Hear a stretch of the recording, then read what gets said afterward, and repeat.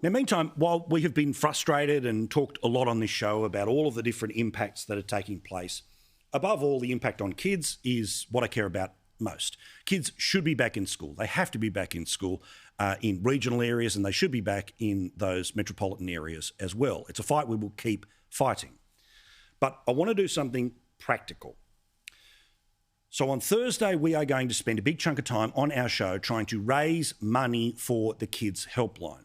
This is a service that you would think was government funded, but isn't. Instead, it relies off donations. This is what they do, and this is how they help now. Being a kid can be tough. 1 minute everything is great, the next minute not so great. Sometimes you get annoyed, or frustrated, or sad, and you feel like no one understands.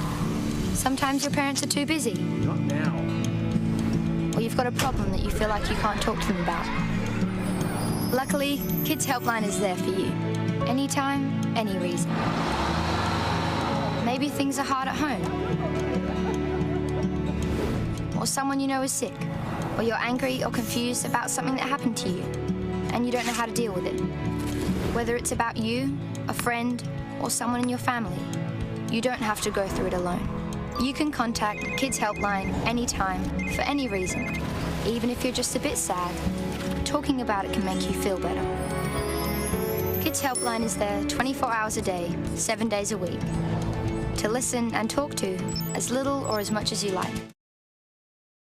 Now, it is important to say that they did actually get some extra money, particularly from the federal government as part of pandemic responses, but they need even more help from us, the citizen. Because right now there are kids in the darkness. There are the kids that are in the smallest of homes, the most violent of homes, and they need help, and they are reaching out to Kids Helpline. The courage to do that is awesome. We're going to make sure that somebody is there to always take their call and to fully support this service, because we've talked about them and to them all the way through the pandemic. Teenagers and young adults in particular are carrying a significant burden of the pandemic in terms of mental health. We call it the shadow pandemic. We've got to give people hope and confidence that there is a way out of this, that we're not going to be stuck in this sort of Groundhog Day for years. Average of 37 what we would call emergency interventions just in relation to suicide alone each week, and that's up from an average of about 19 the same time last year.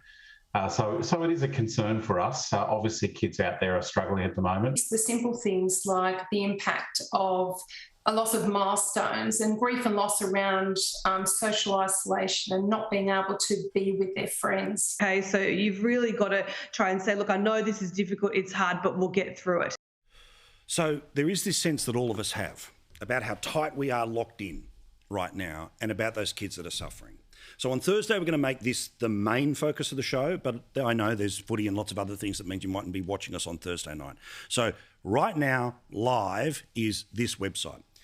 We would love if you could donate. Now, I don't expect you to remember tinyurl.com/KHLSKY, but I do want you to go to the Facebook page, because tonight that link will be there. If you are an individual who just is wanting to help out, if you're somebody who's living a comfortable life and wants to quickly do something for somebody who's not living a comfortable life, go to my Facebook page in the next couple of minutes and give what you can. We'll go harder on it later in the week, and we've got some incredible people wanting to help us with this behind the scenes. But I just want to do something practical. This is what we do to be practical. This is what we do to help.